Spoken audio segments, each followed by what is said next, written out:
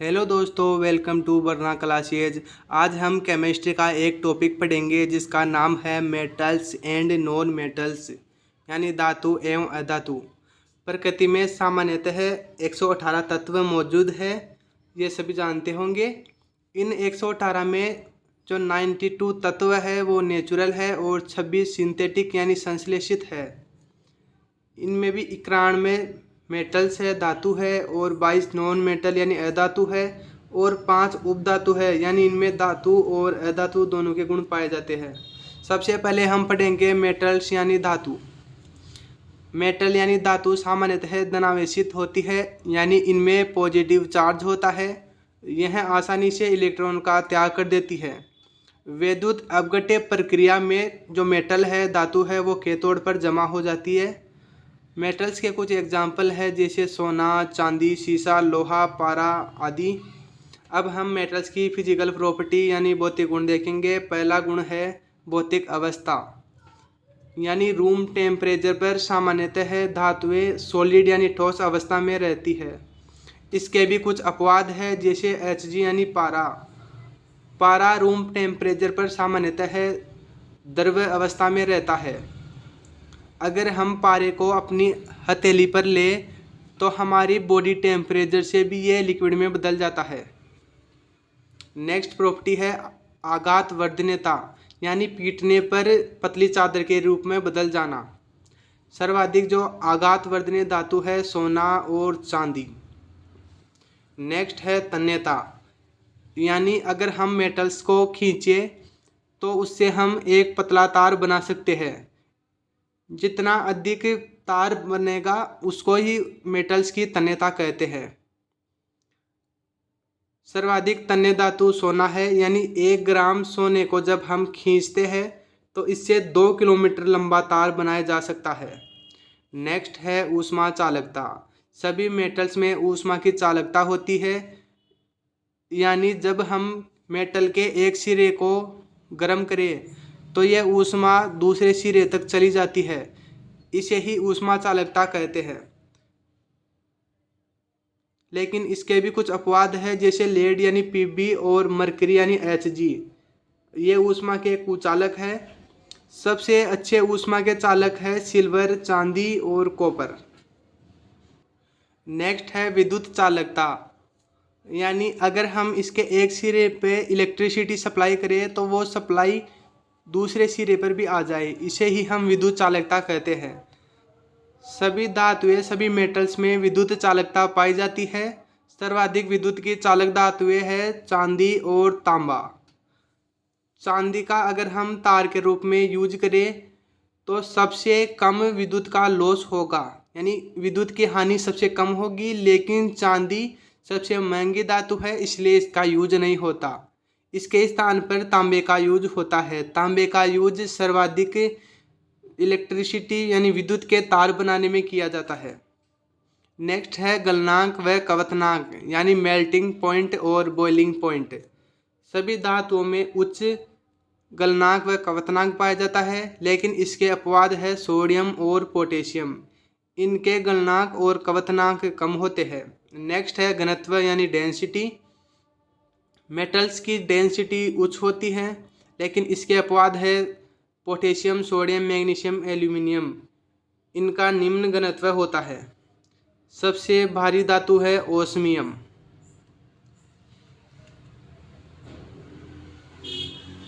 Next है कठोरता। सामान्यतः धातुएं कठोर अवस्था में पाई जाती है, लेकिन इसके भी कुछ अपवाद है सोडियम, पोटेशियम, एल्यूमिनियम। ये मुलायम धातु है। इनको अगर हम चाकू से काटें तो ये आसानी से कट जाती है। नेक्स्ट है धात्विक चमक। सामान्यतः सभी धातुएं चमकदार होती है, लेकिन इसके भी कुछ अपवाद है ग्रेफाइट और आयोडीन। ये दोनों अधातु होते हुए भी चमकदार अवस्था में पाए जाते हैं। नेक्स्ट है ध्वनिक यानी सोनोरस, यानी पीटने पर ध्वनि उत्पन्न करना। ये गुण भी मेटल्स धातुओं में पाया जाता है। अब हम पढ़ेंगे धातुओं के रासायनिक यानी केमिकल गुण। जब धातु ऑक्सीजन से रिएक्शन करती है तो धात्विक ऑक्साइड बनाती है। सोडियम पोटेशियम ये वायु में अधिक क्रियाशील है, इसलिए इनको केरोसिन के कंटेनर में स्टोर किया जाता है। अगर हम सोडियम और पोटेशियम को खुली वायु में छोड़ दें तो ये आग पकड़ लेते हैं, इसलिए इनको केरोसिन में डुबोकर रखा जाता है। सामान्यतः धातुओं के ऑक्साइड क्षारीय होते हैं। ये धातुओं के ऑक्साइड जल के साथ क्रिया करके क्षार देते हैं। एल्यूमिनियम, जिंक, टिन, फेरस इनके ऑक्साइड अम्ल और क्षार दोनों के साथ रिएक्ट करते हैं। इस कारण इनको उभयधर्मी ऑक्साइड कहा जाता है। एल्यूमिनियम यानी Al2O, जिंक में आता है ZnO, टिन में आता है SnO, फेरस में आता है Fe2O। ये इनके ऑक्साइड है। लेड, कॉपर, सिल्वर और गोल्ड ये जल के साथ क्रिया नहीं करते। धातु जब अम्ल या एसिड के साथ क्रिया करती है तो लवण और H2 हाइड्रोजन गैस मुक्त करती है। इसका एग्जाम्पल है मैग्नीशियम। जब दो हाइड्रोक्लोरिक अम्ल HCl के साथ रिएक्शन करते हैं तो ये MgCl2 और हाइड्रोजन मुक्त करती है। नेक्स्ट है एक्वारेजिया। एक्वारेजिया एक कंपाउंड है, इसको रॉयल वाटर भी कहते हैं। एक्वारेजिया बनाने के लिए हमें 3 भाग HCl, सांद्र HCl और 1 भाग नाइट्रिक अम्ल मिलाया जाता है, तब एक्वारेजिया बनता है। एक्वारेजिया गोल्ड और प्लेटिनम जैसी धातुओं को भी गलाने में सक्षम होता है। जब धातुओं को जलाया जाता है तो इनकी जो ज्वाला है यानी इनकी फ्लेम है वो किस रंग की होती है ये हम देखते हैं। पोटेशियम को जलाने पर बैंगनी रंग की ज्वाला निकलती है। सोडियम को जलाने पर सुनहरी पीले रंग की ज्वाला निकलती है। कैल्शियम को जलाने पर लाल रंग की ज्वाला निकलती है और बेरियम को जलाने पर हरे रंग की ज्वाला निकलती है। यह इनके जलने पर जो रंग उत्पन्न होता है वो है। अब हम देखेंगे इम्पोर्टेंट मेटल्स यानी महत्वपूर्ण धातुएं कौन कौन सी है। पहली है सोना यानी गोल्ड। सोना या गोल्ड इनके जो अयस्क है यानी ये जिस रूप में प्राप्त होता है हमें नेचर से, सिल्वेनाइट और कैसावेराइट के रूप में ये हमें प्राप्त होता है। सोने के गुण है ये पीले रंग का होता है, आघात वर्धनीय होता है और चमकदार होता है। शुद्ध सोना 24 कैरेट का होता है, लेकिन ये लचीला होता है। इनसे आभूषण बनाना आसान नहीं होता, इसलिए जो आभूषण का सोना है वो 22 कैरेट का रखा जाता है, यानी इसमें 2 कैरेट तांबा मिलाया जाता है, यानी 2 कैरेट तांबे की इसमें अशुद्धि मिलाई जाती है जिससे इस सोने में कठोरता आती है। नेक्स्ट है चांदी यानी सिल्वर। सिल्वर हमें silver glass, Ruby glass, horn silver और स्टीफेनाइट के रूप में प्राप्त होती है। चांदी सर्वाधिक ऊष्मा और विद्युत की चालक है। चांदी का उपयोग फोटोग्राफी में और दर्पण निर्माण में किया जाता है। नेक्स्ट है एल्यूमिनियम। एल्यूमिनियम सामान्यतः बॉक्साइड के रूप में प्राप्त होते हैं। एल्यूमिनियम चूर्ण का यूज फ्लैश लाइट और फोटोग्राफी में किया जाता है। एल्यूमिनियम नाइट्रेट का यूज बम बनाने में, विस्फोटक सामग्री बनाने में किया जाता है। नेक्स्ट है लोहा आयरन यानी Fe। लोहा हमें हेमेटाइट, मैग्नेटाइट और आयरन पायराइट के रूप में प्राप्त होता है, ये इनके अयस्क है। लोहा सामान्यतः 3 किस्में पाई जाती है इसकी, डलवा लोहा, पिटवा लोहा और इस्पात। नेक्स्ट है तांबा यानी कॉपर। तांबा हमें सल्फाइड अयस्क के रूप में प्राप्त होता है। कुछ सल्फाइड अयस्क के एग्जाम्पल है जैसे copper pyrite, copper glass, malachite और क्यूप्राइट, इनके रूप में तांबा प्राप्त होता है। तांबे का यूज विद्युत तार निर्माण और बर्तन बनाने में किया जाता है।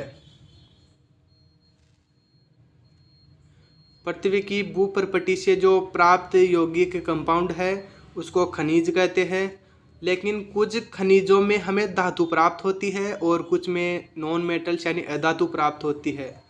यानी जिन खनिजों में हमें मेटल्स धातु प्राप्त होती है उन्हें ही हम अयस्क कहते हैं। नेक्स्ट है धातु निष्कर्षण, यानी धातुओं को अयस्क से कैसे प्राप्त करें। इस कंडीशन को हम धातुकर्म कहते हैं। इनके कुछ कॉमन मेथड्स है, कुछ कॉमन विधियां है, जैसे अयस्क को पीटना, सांद्रण, निस्तापन, भर्जन, शुद्धिकरण। इन विधियों के द्वारा हम धातुओं को अयस्क से पृथक करते हैं। सक्रियता श्रेणी में जो सबसे ऊपर आने वाली मेटल्स है वो अधिक क्रियाशील है, इसलिए ये स्वतंत्र अवस्था में नहीं पाई जाती। ये किसी ना किसी कंपाउंड के साथ रिएक्ट होकर पाई जाती है, जैसे potassium, sodium, calcium, magnesium, aluminium. मध्यम सक्रियता श्रेणी वाली जो मेटल्स है वो मध्यम क्रियाशील होती है। ये मेटल्स ऑक्साइड, सल्फाइड, कार्बोनेट इनके रूप में पाई जाती है, जैसे जिंक, फेरस, लेड। सक्रियता श्रेणी में जो सबसे नीचे आने वाली धातुएं है वो कम क्रियाशील है, इसलिए ये मुक्त अवस्था में पाई जाती है, जैसे प्लेटिनम, सोना, चांदी। ये सामान्यतः मुक्त अवस्था में पाया जाता है।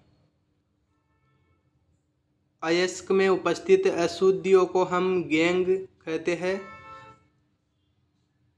एक मेथड है भर्जन, यानी सल्फाइड अयस्क को जब हम अधिक टेम्परेचर यानी अधिक ताप पर और अधिक वायु पर जब गर्म करते हैं तो ऑक्साइड बनता है। यानी सल्फाइड अयस्क को जो ऑक्साइड में बदलने की प्रोसेस है उसको भर्जन कहते हैं। नेक्स्ट है निस्तापन। जब कार्बोनेट अयस्क को अधिक टेम्परेचर और सीमित वायु की उपस्थिति में गर्म किया जाता है तो भी ऑक्साइड बनता है, यानी कार्बोनेट ऑक्साइड से अयस्क बनाने को निस्तापन कहते हैं। आप इनमें जो डिफरेंस है वो देख सकते हैं। एक प्रोसेस है थर्मिट प्रक्रम। यह प्रक्रम रेल की पटरियां जोड़ने में सामान्यतः यूज होता है। जब रेल की दो पटरियों को जोड़ा जाता है तो इनके मध्य जो गैप होता है उसमें आयरन ऑक्साइड यानी Fe2O थ्राइस और एल्यूमिनियम को मिश्रित करके इसमें डाला जाता है और इसको जलाया जाता है, जिससे ये रेल की पटरियां आपस में जुड़ जाती है। कम क्रियाशील धातुओं को विद्युत अपघटन द्वारा शुद्ध किया जाता है। इनमें एक होता है एनोड और एक होता है कैथोड। अशुद्ध धातुओं को एनोड पर रखते हैं और जो शुद्ध धातुएं हैं, शुद्ध मेटल्स है, प्योर मेटल्स है, उनको हम कैथोड पर रखते हैं। विद्युत अपघट्य के रूप में हम धातु लवण का यूज करते हैं। अब एक सबसे कॉमन प्रक्रिया है जो आप अपने चारों ओर शायद देखते होंगे, इसको कहते हैं संक्षारण यानी जंग लगना। जब मेटल्स को वायु की उपस्थिति में रखा जाता है तो वायु में जो ऑक्सीजन होती है वो इस मेटल से रिएक्ट करके धातु ऑक्साइड बनाती है, यानी धातु ऑक्साइड बनने के कारण भूरी परत बन जाती है ऊपर, इसको ही जंग कहते हैं। जंग से बचाव के लिए हमें गैल्वेनीकरण प्रक्रिया अपनानी चाहिए, पेंट का लेपन करना चाहिए और तेल या ग्रीस का लेपन करना चाहिए। गैल्वेनीकरण प्रक्रिया में क्या होता है, जो अधिक क्रियाशील धातु होती है उसका यूज किया जाता है। अधिक क्रियाशील धातु को इस कम क्रियाशील धातु जिसे हमें बचाना है इससे एक तार के रूप में जोड़ दिया जाता है, जिससे ये जो अधिक क्रियाशील धातु है वो तो यूज हो जाती है और हमारी जो मेन धातु है वो बच जाती है। आप ये लेक्चर बरना क्लासेज में देख रहे हैं। Please like, share and subscribe, जिससे आगे आने वाले वीडियो के नोटिफिकेशन आपको मिलते रहे। नेक्स्ट पार्ट में हम महत्वपूर्ण धात्विक यौगिक पढ़ेंगे। धन्यवाद।